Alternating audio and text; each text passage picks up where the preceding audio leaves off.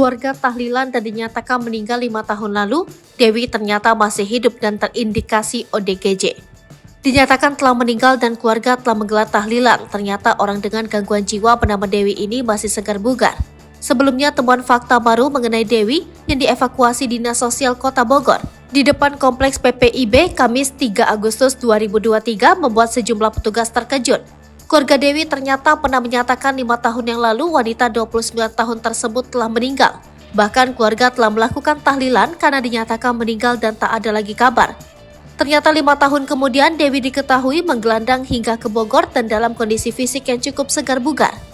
Ihwal temuan tersebut bermula ketika Dinsos Kota Bogor mengevakuasi Dewi oleh petugas patroli bersama tim tangkas yang terdiri dari personil Satpol PP dan Dinas Perhubungan Kota Bogor. Saat patroli tersebut, mereka mendapati Dewi ODGJ yang tengah duduk di depan Kompleks Pusat Pengembangan Islam Bogor, Kota Bogor.